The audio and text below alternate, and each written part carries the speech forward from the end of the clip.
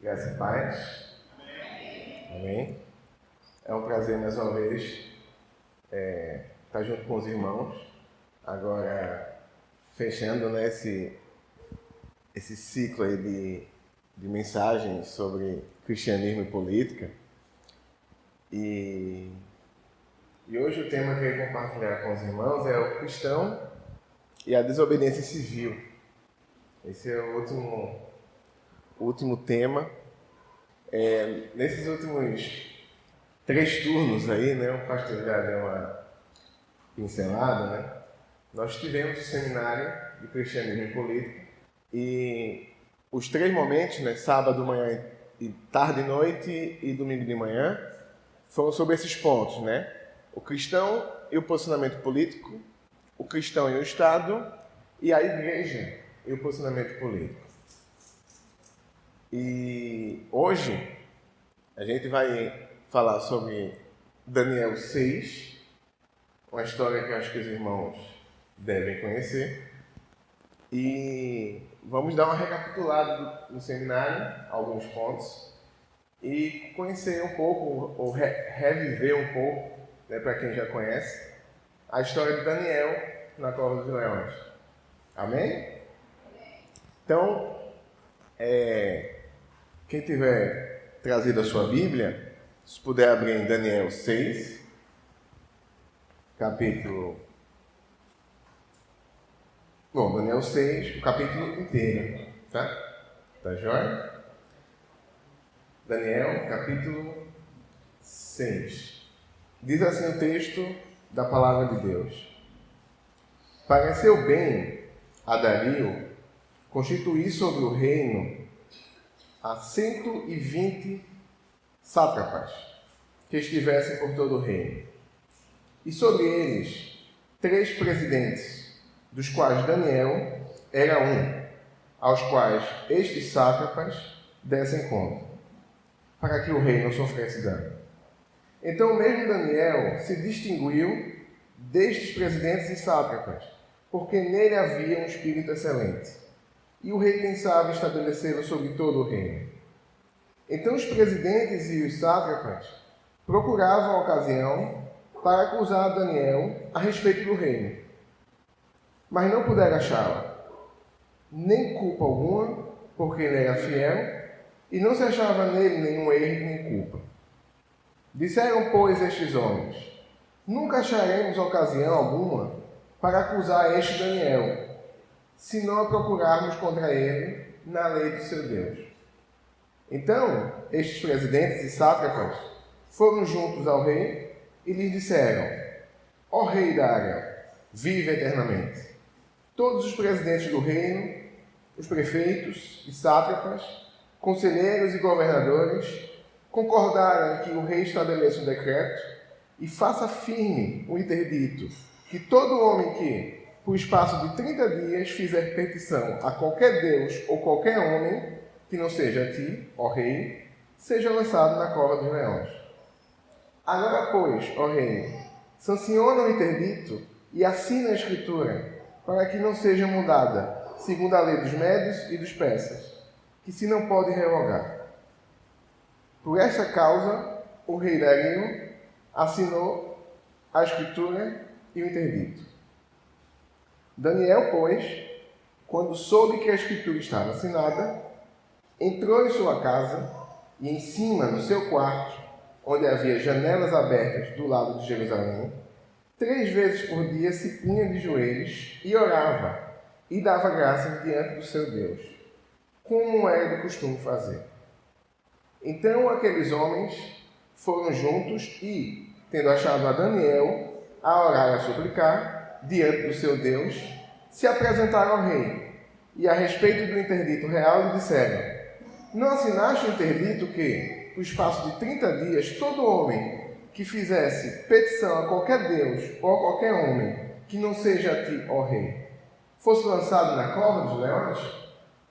Respondeu o rei e disse: esta palavra é certa, segundo a lei dos médios e dos persas, e não se pode revogar. Então responderam e disseram ao rei: esse Daniel, que é dos exilados de Judá, não faz caso de ti, ó rei, nem do interdito que assinaste. Antes, 3 vezes ao dia, faz a sua oração. Tendo o rei ouvido essas coisas, ficou muito penalizado e determinou consigo mesmo livrar Daniel. E até ao pôr do sol se empenhou por salvá-lo.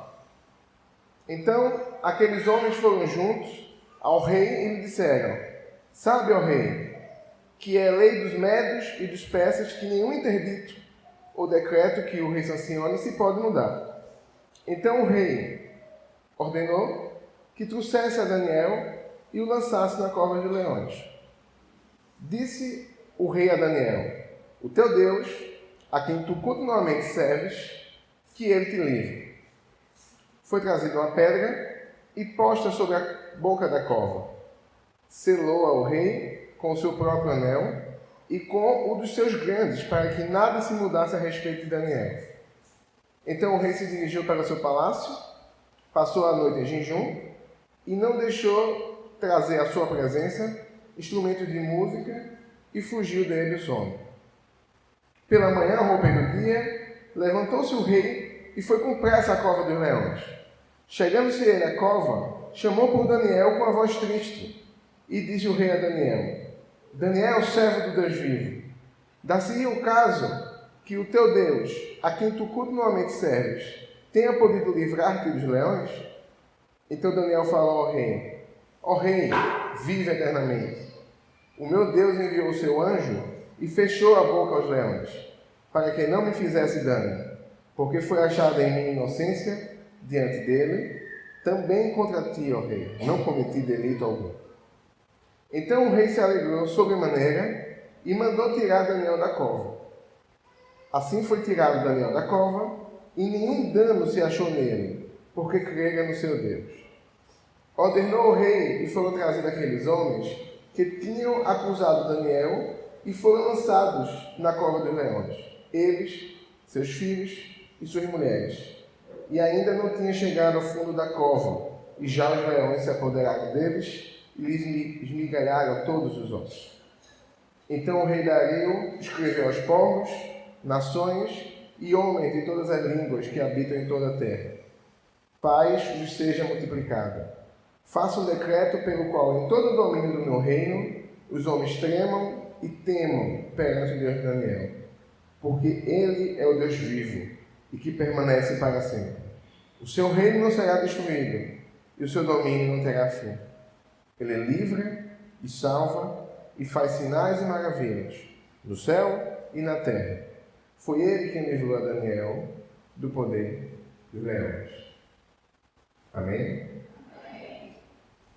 Senhor nosso Deus, te damos graça, Pai, pela oportunidade de estar aqui, diante da Tua presença e diante, Senhor, do texto da Tua palavra.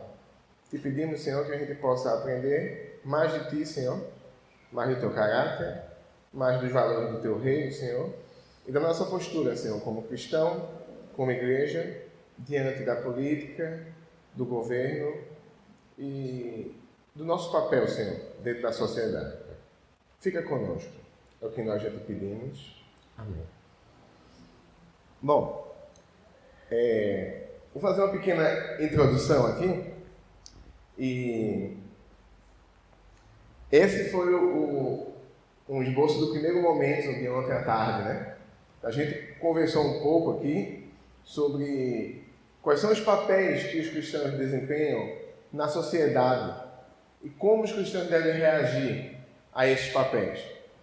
Então a gente teve um momento muito bom aqui, olhando os discípulos de Jesus, os 12 discípulos, e a diversidade que existia entre eles.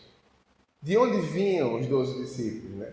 A gente começou a entender qual era a realidade de cada um e começou a fazer a pergunta: será que é possível o cristão assumir algum papel fora, como por exemplo, pai, mãe, advogado, professor? E essa resposta foi meio óbvia, né? Sim, é lógico que pode. E a pergunta é: será que o cristão pode ser qualquer tipo de pai? Qualquer tipo de mãe? Qualquer tipo de advogado? Qualquer tipo de juiz? E a resposta foi não. O cristão, antes de ser pai, ele é cristão. O cristão, antes de ser advogado, ele é cristão.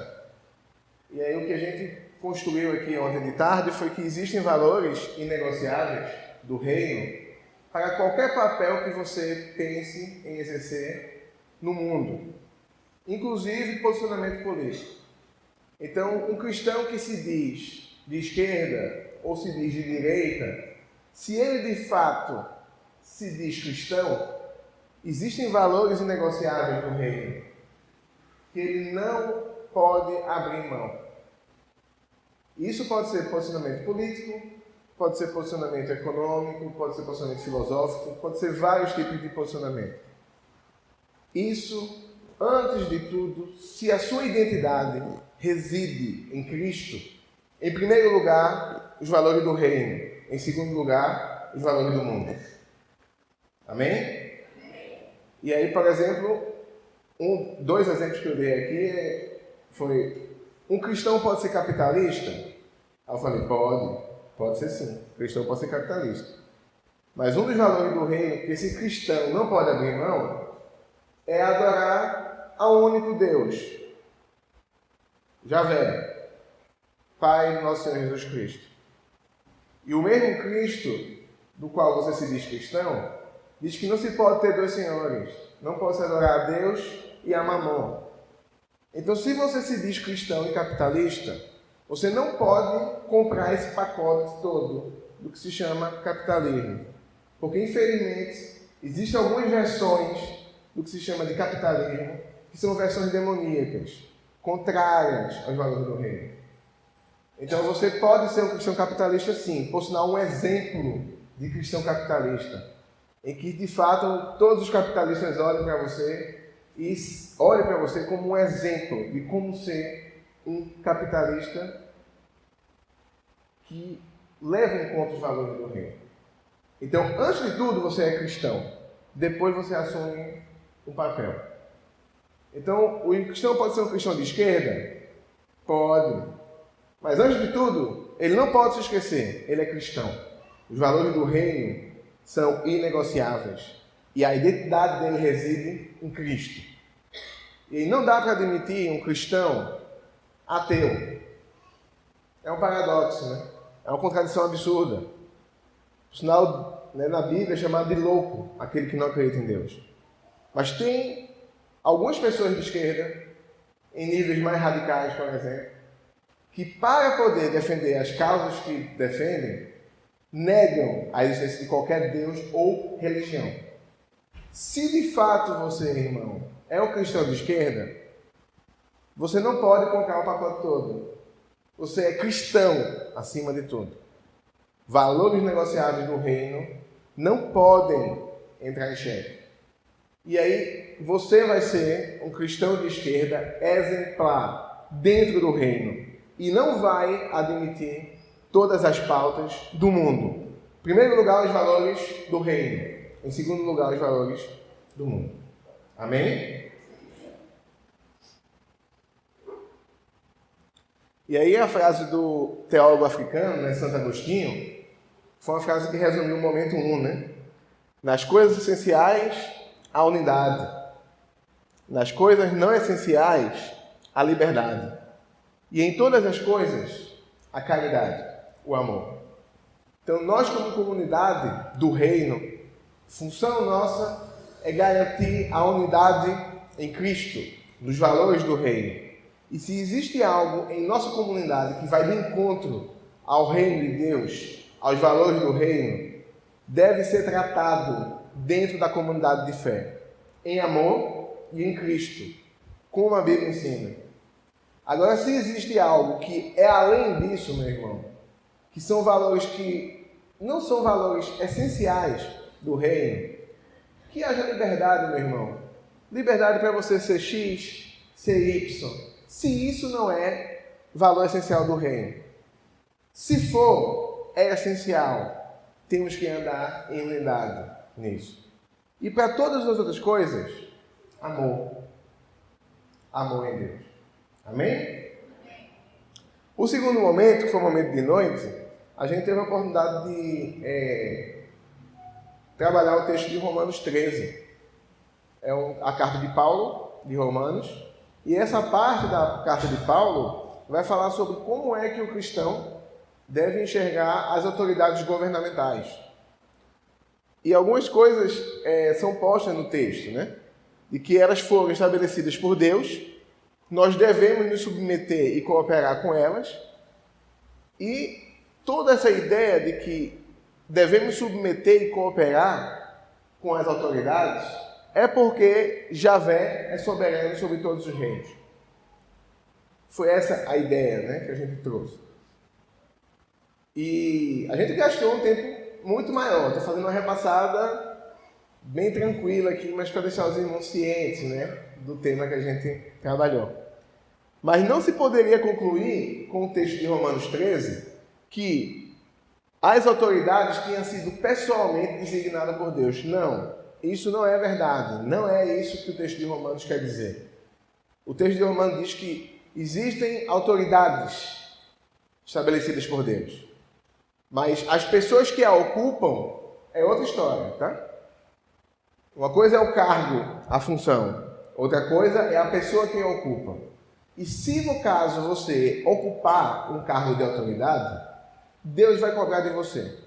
Não importa quem você seja, cristão ou não, porque tudo está debaixo do domínio do Senhor. Quem muito é dado, muito é cobrado. E se você quer de fato que o Senhor é Deus sobre tudo e todos, então não tem nada na face dessa terra que Deus não possa olhar e dizer, é meu. Não tem nada. Inclusive todos os poderes.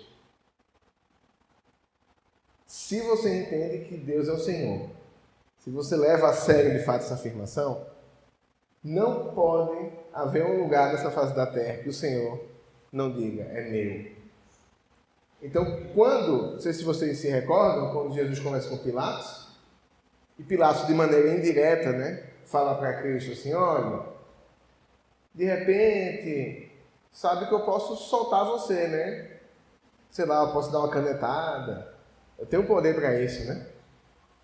E é uma frase que Jesus coloca para ele que nenhuma autoridade, né, teria dado a você se não fosse vindo do céu.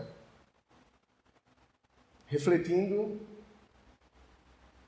a visão de Romanos 13, que a autoridade que havia, né, sido permitida a Pilatos tinha sido estabelecida por Deus.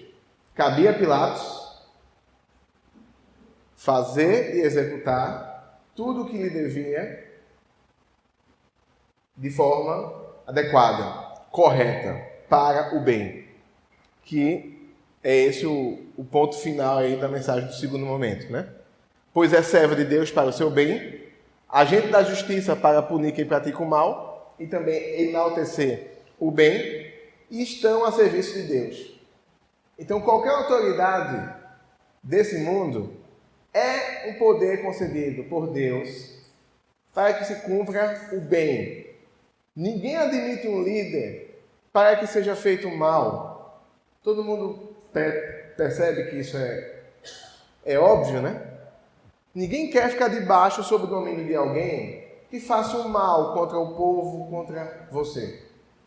E Deus deseja que, se há autoridade em cima de vocês, essas autoridades estão a serviço de Deus, do bem. Amém? Toda autoridade tem um propósito para cumprir. Ela não está lá à toa. Se é dado poder, também é dado responsabilidade. E o último momento foi hoje de manhã, né? A gente teve a oportunidade de ter um momento com um texto de Coríntios 3, 1 Coríntios 3, que falava sobre partidarismo dentro da igreja, né? E é um texto sobre Apolo e Paulo. E havia uma divisão dentro da igreja de Corinto. Quem era de Apolo, quem era de Paulo. A gente gastou um tempo aqui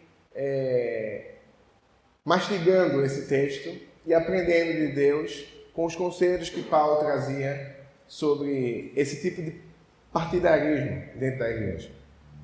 E aí o que a gente concluiu no final é que a gente não deveria adotar como igreja um posicionamento político partidário.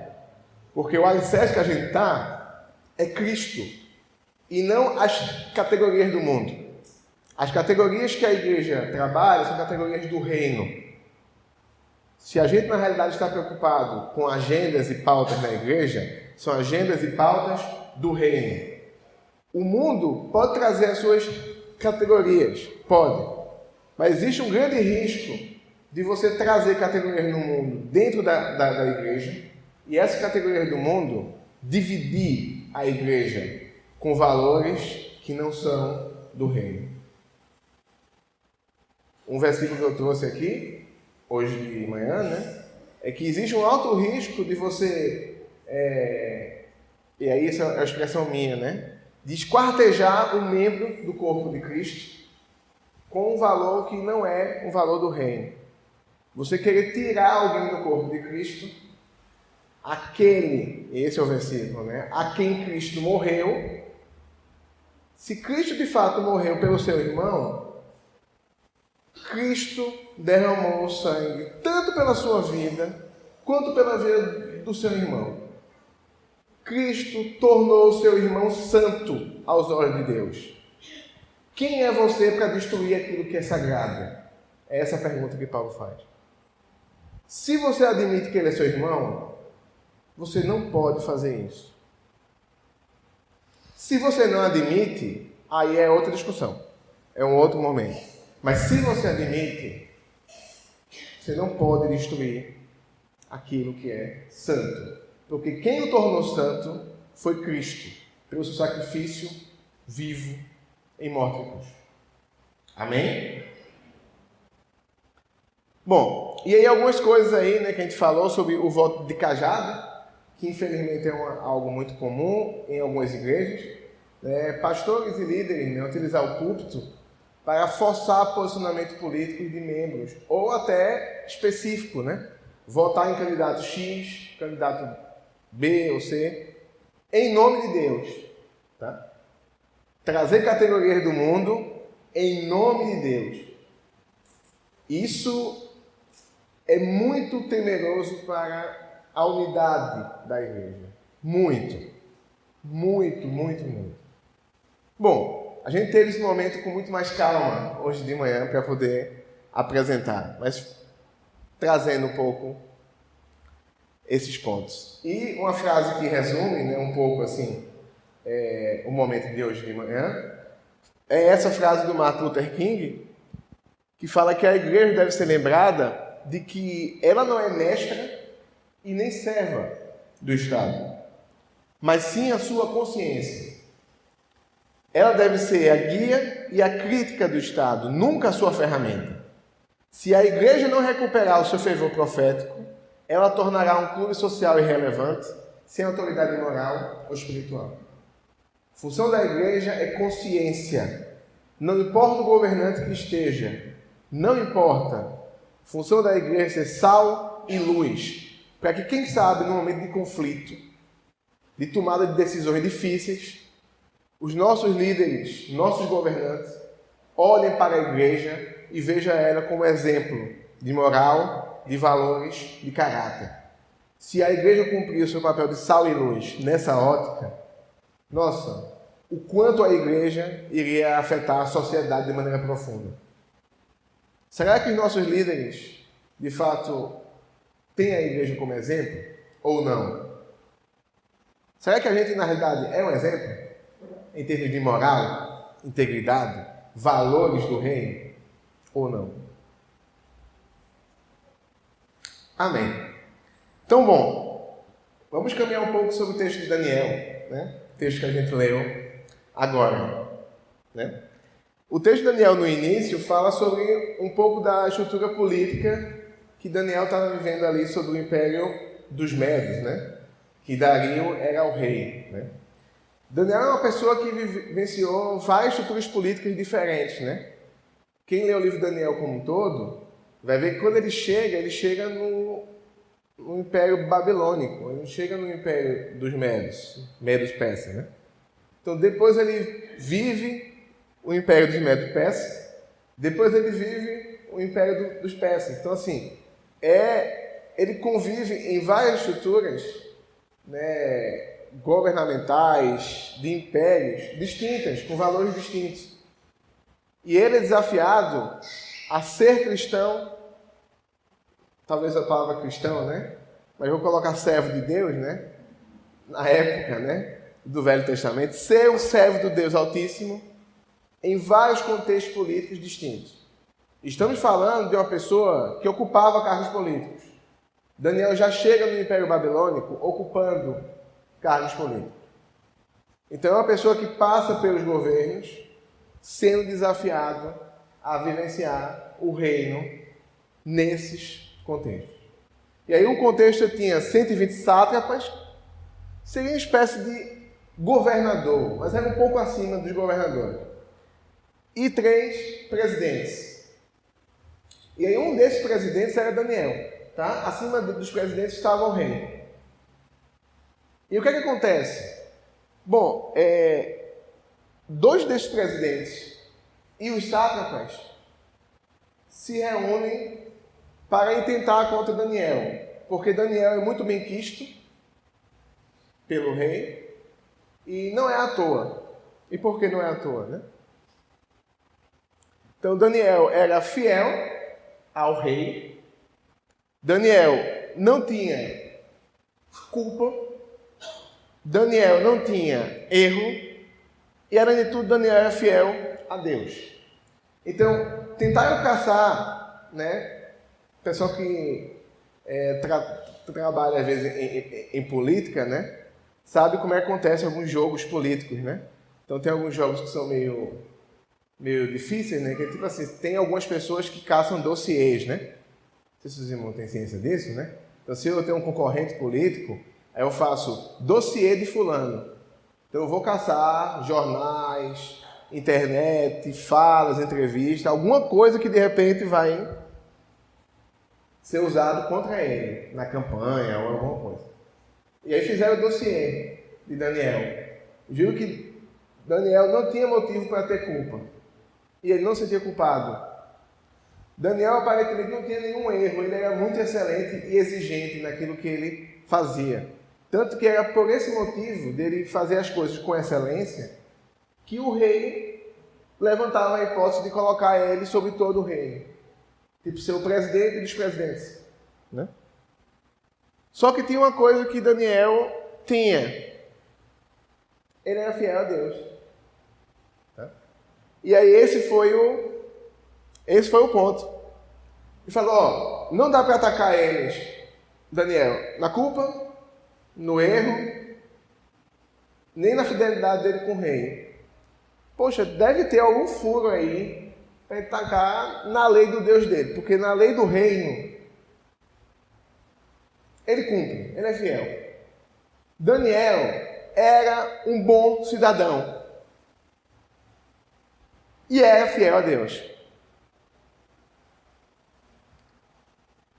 E aí o que é que eles pedem ao rei? E aí o interessante é que esses que se voltam contra Daniel, eles pedem em nome de todos os presidentes, de todos os sátrapas, de todos os prefeitos, de todos os conselheiros e governadores. É interessante que Daniel era presidente. Tá? É lógico que isso é uma mentira. Esse pedido deles era uma mentira. Eles usam de má fé, falam que está falando nome. Porque, poxa, tem 2 presidentes, tem 120 sátrapas aqui. Ah, Daniel não está, mas não é possível que ele não tenha concordado. Tem tantas pessoas aqui, né? Talvez o rei usou esse critério, né? E eles falam em nome de todos. Mas duvido que se Daniel tivesse lido a proposta do decreto, teria aceitado. É óbvio que não. Mas eles mentem ao rei. Usam o poder que tem para o mal. Falam em nome de pessoas que não representam. E aí, pedem para que o rei assine o decreto, que é assim, todo homem que, por um espaço de 30 dias, fizer petição a qualquer Deus, ou a qualquer homem, que não seja a ti, seja lançado na cova dos leões. Pronto, esse é o decreto. Então ele falou assim, quer dizer que ele acompanhou a vida de Daniel. Pelo que o texto fala, Daniel orava no quarto, 3 vezes ao dia, com janela aberta. Então os caras se empolgaram no negócio. Eles foram atrás até achar aquele ponto que era para pegar Daniel na curva, né? Então eles sabiam que Daniel tinha essa prática. E é uma prática que não está associada com nenhuma lei do reino, mas uma lei do seu Deus. Então qual era a forma que tinha? Fazer com que ele entrasse em conflito com a lei do seu Deus e a lei do seu país. No caso do seu império. E aí o que é interessante? Quando Daniel sabe do decreto, o que é que ele faz? Ele faz tudo o que ele costumava fazer. E é assim que o texto bíblico diz. Ele orava 3 vezes ao dia, não é que ele fez por pirraça, não é porque ele fez para mostrar, eu quero adorar a Deus, agora vocês vão ver. Ele fazia tudo o que costumava fazer. O que no fundo tem no coração de Daniel? Eu sei onde a minha identidade repousa. Antes de ser um cidadão do Império Medo, eu sou um cidadão do reino. Antes de ser um cidadão do Brasil, eu sou um cidadão do reino. E ele fez o que costumava fazer. Foi orar em seu quarto, e aí, obviamente, já estava em vigor o decreto. Todos aqueles que estavam querendo pegá-lo, conseguiu pegar em flagrante, né? Então imagina a quantidade de testemunhas que deve ter tido para garantir que o fato ocorreu. Então, nossa, isso para um juiz é excelente, né? Testemunho, ó, fulaninho viu, e tudo fulaninho que estava a fim de fato, destruir a vida de Daniel. Então, a denúncia foi feita ao rei. E é interessante que a fala dos acusadores de Daniel é Daniel, e o texto fala, esse Daniel. Nós estamos assim, ó, esse Daniel aí, ó, não fez caso de ti. E olha que você é o rei. Imagina se fosse outra pessoa. Ele consegue pegar e jogar o rei contra Daniel. O rei tentou recorrer. O rei sabia do caráter de Daniel em relação a ele, da fidelidade de Daniel em relação ao rei. Daniel não era inimigo do rei. E o rei recorreu a tudo que foi recurso. Acho que tinha STF, STJ, tudo. Foi o recurso, tudo que o rei tinha, e não tinha jeito. Não tinha jeito. Nenhum recurso tirava Daniel da cova. A palavra do rei não volta atrás. Até a palavra do rei pode ser usada contra o próprio rei, que foi o caso. Não cabia nenhum recurso. Até o fim do dia ele tentou, mas não deu. A frase que ele fala para Daniel é essa: o teu Deus, a quem tu continuamente serves, que ele te livre, porque não está mais nas minhas mãos. E aí Daniel é jogado na cova, o rei sela com o seu anel, diz a Bíblia que é um anel o maior que tem, que é para garantir que o anel é do rei, e ninguém abrir aquela cova. E o rei volta para o palácio, e o rei não consegue comer, o rei não consegue dormir, tá? A noite toda. E no outro dia de manhã, cedo, o rei vai lá, correndo atrás de Daniel.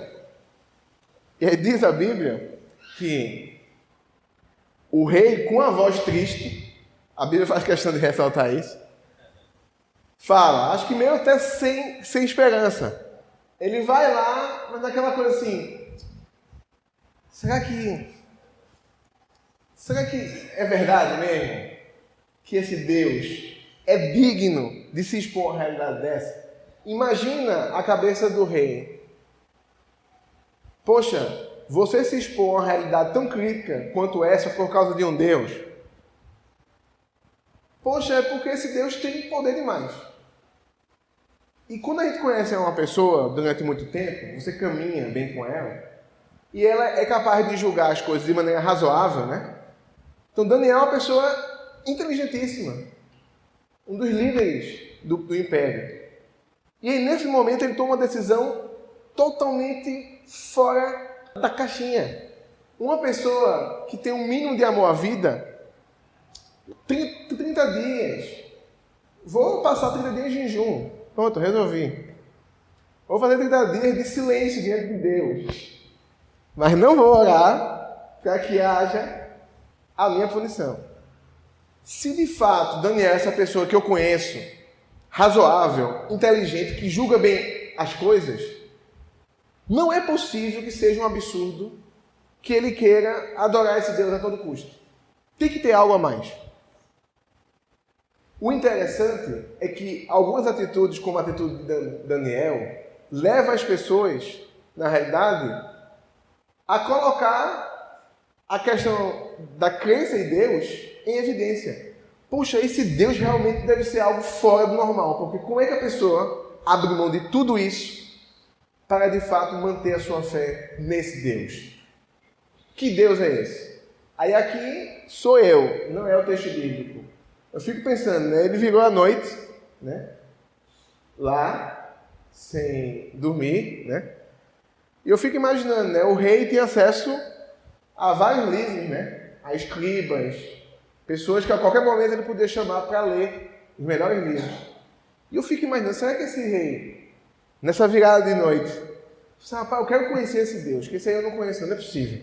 Como é que uma pessoa do tipo de Daniel, com um futuro pela frente, né, uma carreira excelente, joga isso?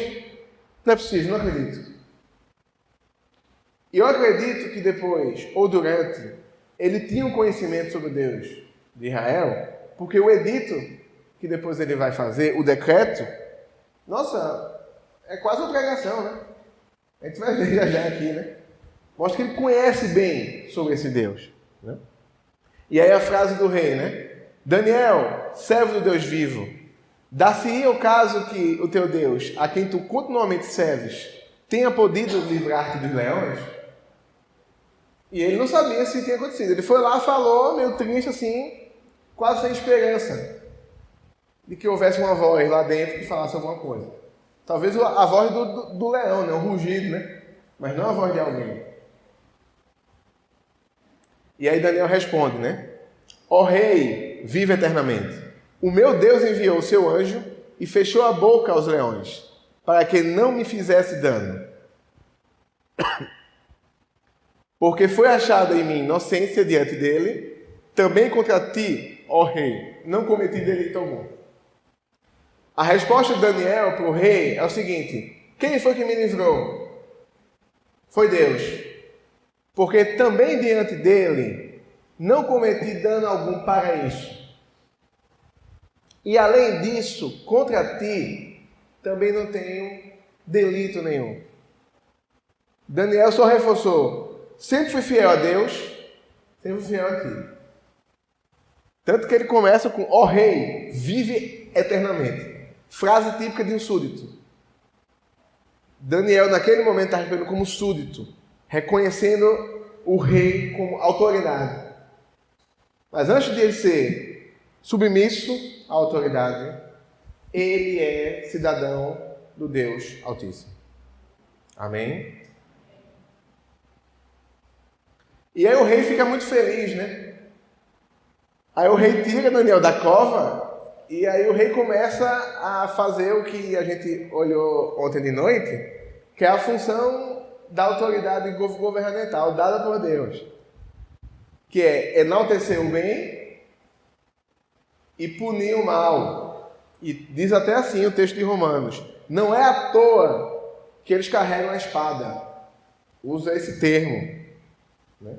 Então, se de fato a autoridade governamental cumpre o propósito para o qual ela foi criada, ela vai enaltecer o bem e vai punir o mal. O que é que o rei faz? Tira Daniel da cova. E aí, bom, eu acho uma medida drástica, né? Mas aí ele lança não só os acusadores, lança filhos e mulheres, que na minha visão não tem nada a ver com a história, mas na época isso é muito comum. Apagar o nome dessas pessoas, não deve ser lembrada nada dessas pessoas. Às vezes, destruiu até gado, bens, posse. É algo muito duro. Mas na época não era tão estranho assim. Né? Hoje eu leio e falo assim, nossa, né, o rei estava bravo. Você estava bravo mesmo, você me mandou. Quero que nada que lembre esses apareça. E aí diz o texto que antes de chegar no fundo da cova, né, os leões esmigalharam os ossos de todos eles. Acho que o leão virou a noite ali só preparando ali o momento. Né? E não eram poucos, tá? Se lembra, né? 120 sátrapas, né? E 2 presidentes. Então, se caso foram todos, ou a maior parte deles, eram dezenas. Isso com filhos e mulheres, tá? Então, imagina a quantidade de pessoas que foram mortas naquele dia por causa de uma mentira, uma ambição, uma ganância. E aí o rei faz um novo decreto. E o novo decreto do rei é: paz vos seja multiplicada. Faça um decreto pelo qual, em todo o domínio do meu reino, os homens tremam e temam perante o Deus de Daniel. Porque ele é o Deus vivo e que permanece para sempre.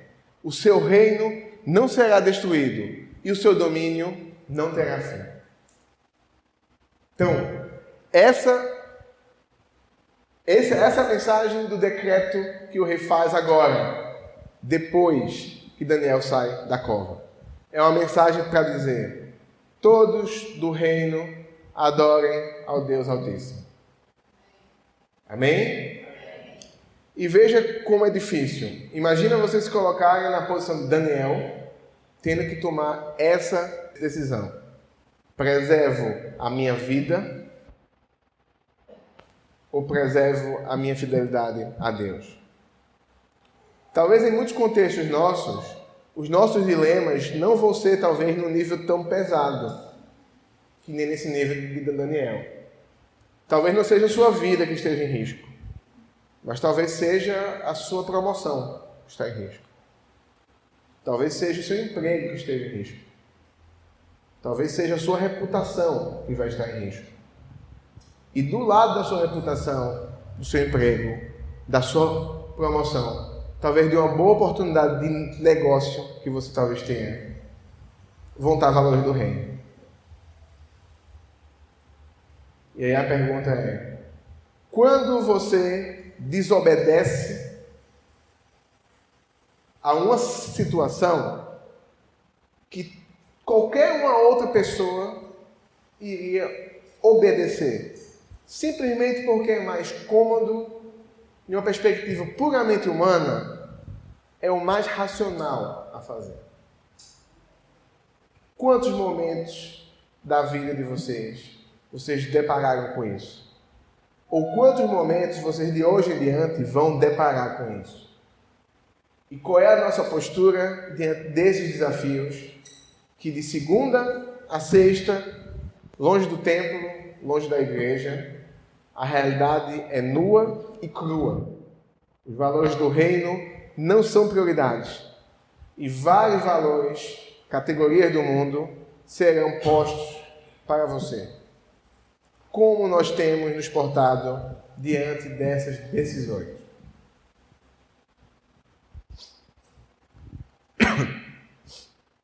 O que aprendemos com Daniel?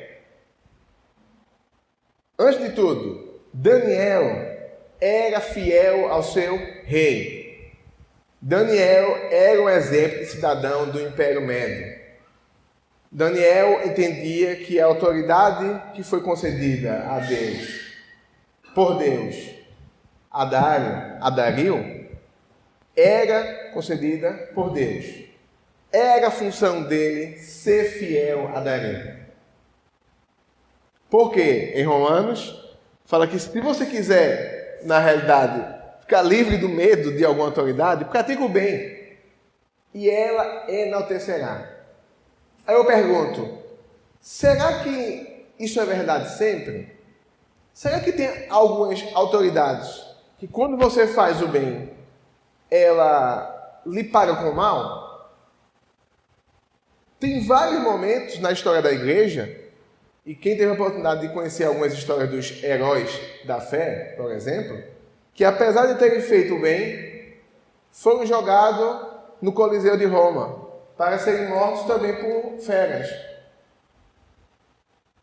Em vários momentos, vocês vão ser desafiados ao seguinte conflito.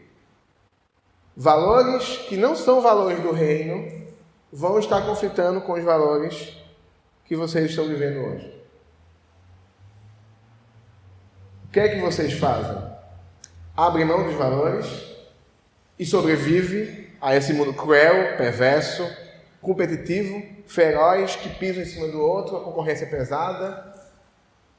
Ou, na realidade, eu me coloco diante de Deus, oro, peço, na realidade, discernimento, força, sabedoria e coragem para que Ele possa me dizer qual é o próximo passo. Qual é o próximo passo que eu devo dar? O texto de Daniel não reflete a noite que Daniel passou na cova dos leões. Também o texto não fala o que passava no coração de Daniel quando ele teve que orar no momento em que o decreto foi posto à tona. Imagino a quantidade, de tensão, ansiedade, medo que talvez Daniel teve em fazer aquilo que estava tão claro, aparentemente para algumas pessoas, no texto. Eu for lá, eu sou cristão, eu vou lá e faço. No caso, ele serve de Deus, eu vou lá e faço. Não sei se foi tão simples assim. O texto não fala, mas eu acho que Daniel era humano. A carne e o osso que vive em nós, vivia em Daniel. Ele não é uma criatura diferente de nós. Daniel era um servo de Deus. E acredito que aqueles momentos, até no orar, desde passar a noite toda na cova, não tenho como mensurar na minha cabeça, nem imaginar o que é que passou na vida de Daniel, na cabeça de Daniel. Daniel teve fé, não sabia o que ia acontecer, mas foi. Daniel podia ser comido pelos leões. Isso era possível. Daniel foi. Deus, naquele momento da história, resolveu salvar Daniel. Mas conhecemos relatos de vários cristãos fiéis, dignos do Evangelho, que em momentos como esse, Deus permitiu que ele fosse tragado pelas feras. É duro ouvir isso, né? Mas é verdade. E tem alguns momentos que algumas coisas não vão ter volta. Você vai, na realidade, perder para poder permanecer no reino. E o reino é semelhante àquela parábola que Cristo diz, né? Que, ironicamente, quem perde consegue ganhar tesouros no céu. É fácil, meu irmão? Não. E vai ter muitos momentos, que a gente vai, na realidade, ceder aos valores que não são do reino. E o que é que vai deixar a gente firme em Cristo? A graça dele. Que sem a graça de Deus, nada somos. Se há alguma glória nessa história, é uma glória que vem de Deus. É Deus quem deu a coragem a Daniel. É Deus que deu a força.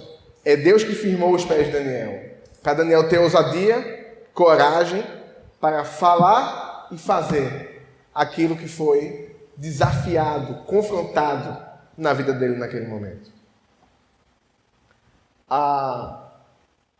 O Estado A autoridade é serva de Deus, agente de justiça para punir quem pratica o mal. A gente percebe que quando o rei se engana, e percebe que houve um engano da parte dele em fazer o decreto, ele cumpre a função dele como autoridade, punir o mal. A gente pode até, de repente, questionar se essa punição foi muito severa, foi muito dura, né? Mas a função da autoridade é punir o mal e deixar explícito. Isso é mal, não pode ser feito. Isso é bem, elogiem, ganhem prêmios, porque você precisa dizer que esse cidadão é um cidadão exemplar da nossa cidade, do nosso estado. Mas ao mesmo tempo que eu enalteço o bem, eu preciso conter o mal. E isso é função das autoridades, sim. E a Bíblia prevê isso. É palavra de Deus.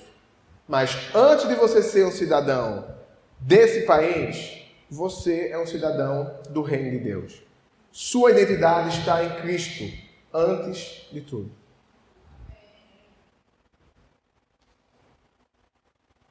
E o mais importante, né? Não te deixes vencer do mal, mas vença o mal com o bem. Se em algum momento você for confrontado a ter que desobedecer uma ordem governamental, ou quem sabe alguma estrutura, né, da sua empresa, do seu trabalho, do jogo político, do jogo do mercado, em que para algumas pessoas é óbvio que você tem que obedecer, não se esqueça, o caminho do reino é o caminho do bem, do amor. Até quando a gente desobedece em Cristo. Quando Daniel desobedeceu não fazendo mal. Qual foi a desobediência de Daniel? Orar. Qual foi a desobediência, um exemplo, de Pedro e João? Voltar a pregar o Evangelho. Desobedecer, na ótica do reino, é fazer o bem, amar assim como Cristo amou. Todos os seus valores são valores do reino. Você é uma nova criatura. Até quando você se opõe a um governo, a uma estrutura, a um sistema político, você se opõe sendo um cidadão do reino.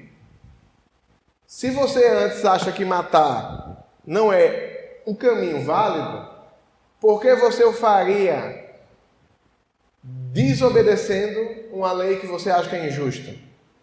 Se você acha de fato que roubar ainda não é um caminho válido no reino, por que você o faria para evidenciar que aquilo não está correto? O caminho que você faz é tão importante quanto o resultado. O caminho é o reino, o resultado também é. Amém? Então, irmãos, alguns motivos de oração para a gente levar durante a semana, né? Que a gente possa ser exemplo no pensar e no agir em conformidade com os valores do reino. Daniel foi esse exemplo. Não só no pensar, no falar bonito, no falar teologicamente correto, mas ele vivia o reino de Deus de fato. Que a gente possa nos submeter apropriadamente às autoridades governamentais, às quais estamos sob domínio. Que a gente possa, de fato, como diz Romanos 13, nos submeter e cooperar com elas, porque a autoridade que foi dada para ser serva de Deus, enaltecer o bem e punir o mal.